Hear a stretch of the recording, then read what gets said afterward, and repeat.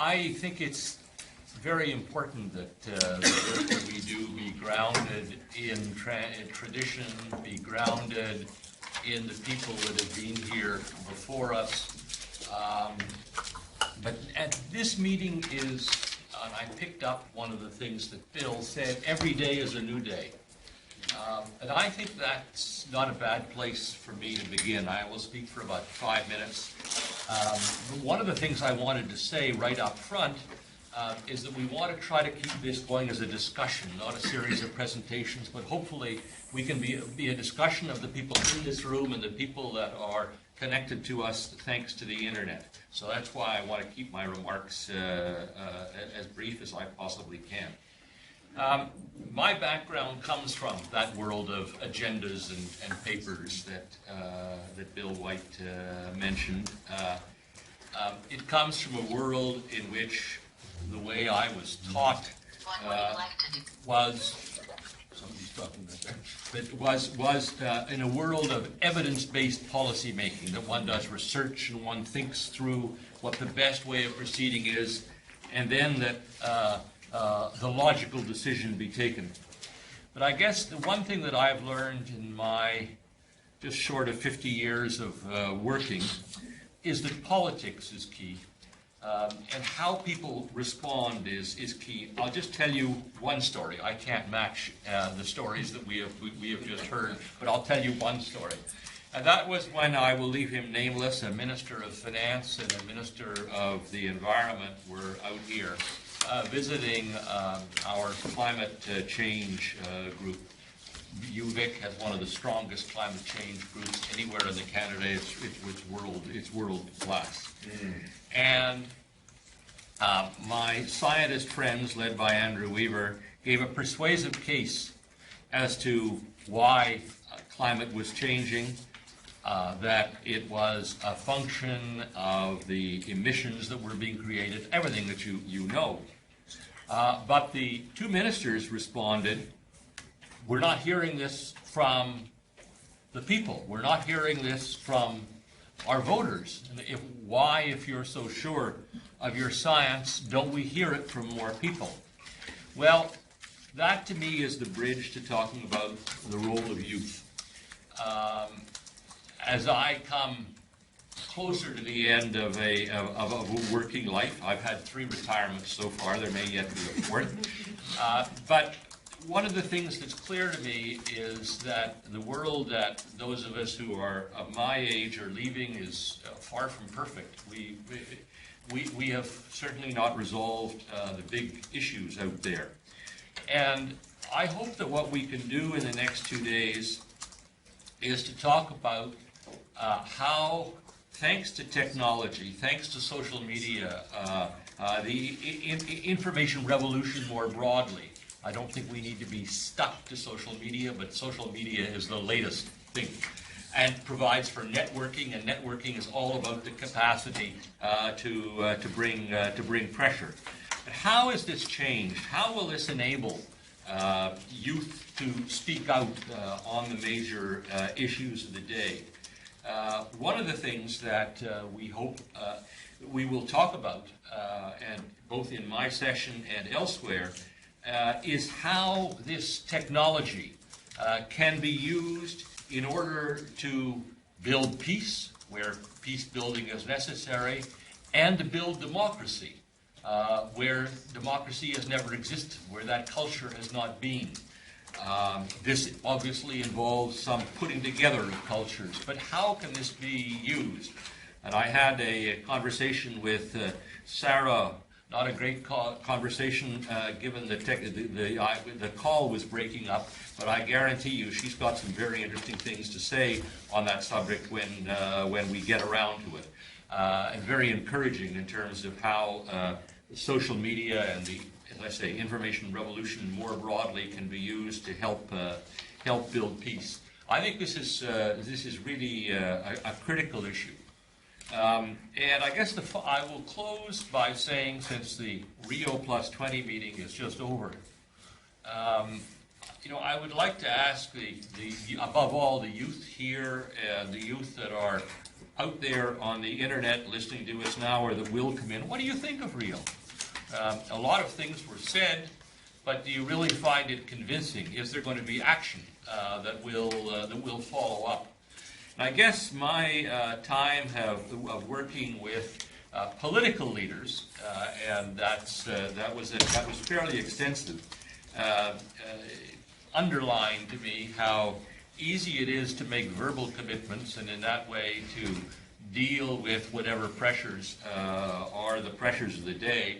It's much harder to bring about real change.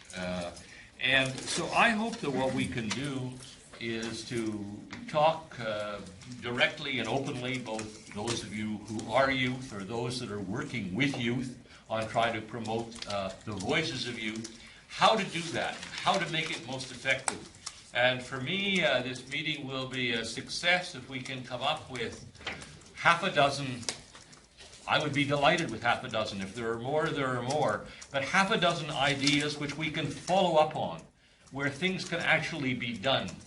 You know, this meeting will not have a report which will be a he said, she said rapporteur's report. And there will be, by the way, that will all be available to you thanks to the wonders of technology.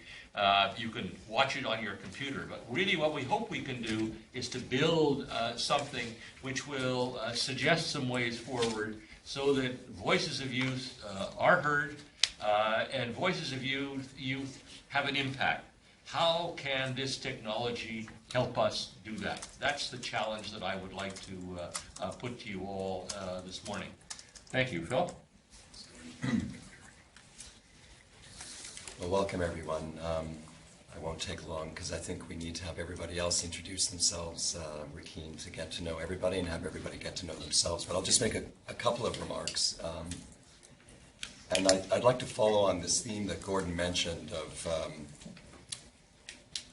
the challenge of rapidly dynamic times and the increasing pace of change that we see in the world today, and the important role that youth play on being on the leading edge of most of that change. And by youth, we're talking about children through youth. I think in this gathering, we're going to be talking about young people in general, probably younger children going all the way up to people in their late 20s.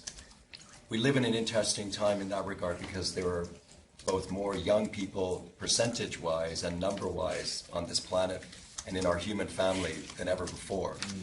And I think that raises an additional level of importance for not only engaging young people, because that's very much so an invitational process, but to listen to young people and to find out the lived experiences of young people, and not just people that can necessarily come to these meetings. And we do have a fairly wide demographic of young people that are here, but there are great challenges in many young people accessing this kind of venue. A week, 10 days ago, Michelle and I were up on the border with Burma, between Thailand and Laos and Burma. And there are very important things going on there right now, particularly as the political and social situation in Burma changes and opens up in some ways, but still great challenges remain. And we were particularly meeting with ethnic minority youth whose families are still involved in the conflict there. Those young people are doing important things. They have important messages to bring, but their voices typically are not being heard in these kinds of discussions. So I think that's one issue that we're raising, and we're hoping to overcome in some ways through our open access to this venue. But I think we need to really think about young people as contributors to this process. I think in addition to that, we need to think about the importance of partnership. And again, I'm thankful for Bill and Chris's opening remarks and songs and the foundation that they laid in the day in regards to the importance of bringing forward the voices of the ancestors and of our elders. Because I think also, and this may just be my opinion, but I think we're only going to solve these problems collectively as a human family if we tap deep into our human roots, the roots of our humanity as a species. There's a concept that's being used right now of an ingenuity gap. That in some ways in the world today we've got these massive problems that we're facing, and human beings are quite ingenious, but we may in fact have a gap that we need to cross in overcoming a threshold of ingenuity that we've never had to do before. And I think to do that we will need both the energy and the ideas and the enthusiasm and the networks and the good things that young people are doing, but we will equally need the roots of our humanity and the wisdom of our humanity that each of us carry, not just Indigenous people. I mean, Indigenous people have it closer perhaps than some of the rest of us, but we need those things as part of the equation. And I think this brings us to one of the critical goals of this meeting. The first is obviously to focus on this issue of youth governance, peace building, and the role of social media. But I think the second issue that we're looking at here is how do we create space for critical reflection, for wise and compassionate reflection on these issues. And this is where we feel that this kind of venue can be a starting place in this process. There's meetings going out there today, fantastic meetings that involve youth. There's meetings at the UN. Dave and I were in New York recently. We met with some of Christine's colleagues and other colleagues from UNDP, Elizabeth, in terms of the work of the new UN focal point on youth. There's work that's going on in government, but there are not a lot of meetings that are bringing many different sectors together, and particularly meetings that create a space for critical reflection, and that could be one role for academic institutions. Unfortunately, or fortunately in some ways, academic institutions at the end of the day are medieval organizations. Gordon probably knows this better than anybody else. He still looks very youthful, but actually Gordon carries some deep internal scars from his time perhaps on this campus. But I think universities can offer a place to pause and reflect. Because I'm sure everybody in this room carries one trait, which is that we're probably all a lot too busy. And I think that's another attribute that we need to look at, is how do we find space for deep reflection. And so we welcome this opportunity with all of you to engage in that deep, wise, and compassionate reflection, because we know all of you bring those qualities to the meeting. The third goal of this gathering is to look at not just having a meeting and to come away with some important ideas. That is critical to what we're doing. We do want to look at the importance of ideas, the ways ideas are shaping the world right now. But we also want to look at an ongoing process that will allow all of us here in the room, and I'm speaking to people outside of the room at the moment as well, to continue this discourse and this dialogue. And there are others doing this as well, but this is one contribution that we would like to make at the IICRD, is to create a space for people in our networks, and we're looking forward to people that are arriving here for the first time or maybe are yet to join us, to be part of that network, to join our network with others, but to partner with others to create that space for critical reflection, for capacity building, for training. One of the things we'll talk about tomorrow or focus on tomorrow is what role can academic institutions play in accrediting good work that's going on there. Not that people have to take time from the important things that are going on in Tahrir Square or on the border with Burma or in the deep south of Thailand where we were as well, where young women are leading a courageous struggle for peace in the midst of the violence, or in Colombia where our friend Don Popo is involved in really important work using creative arts and hip-hop for peace building in the midst of very violent communities. But how do we support young people as academic institutions in maintaining that work and being accredited for that work, and looking at a professionalization of the youth movement, a professionalization of social transformation, and not in a way where we're coming up with those ideas as people that, well, I don't sit in an office all that much actually, as I'm constantly being reminded by my staff, but to look at ways in which we can come together, to look at knowledge in a new light, and to look at knowledge in the service of action, and knowledge that's coming from the community, knowledge that's coming from the innovation that's going on the front lines of these social transformations, knowledge from the deep roots of our humanity, from our elders and our ancestors, and create new ways of learning and training and professionalization around that knowledge. So we're very happy to have everybody here today. I know people have come from far and wide and traveled great distances to be here. We really appreciate you taking time from your busy schedules, whether it's from Rio, where our brother Chief Phil has come, or from Egypt, Karim, or from Colombia, Don Popo in New York, or from Saanich, from up the road. We know you're all very busy. We really appreciate you being here. We look forward to 2 days of rich discussion and learning and partnership and friendship, because that's what it's all about at the end of the day, ultimately, is the relations between us. So thank you, and we look forward to the discussion.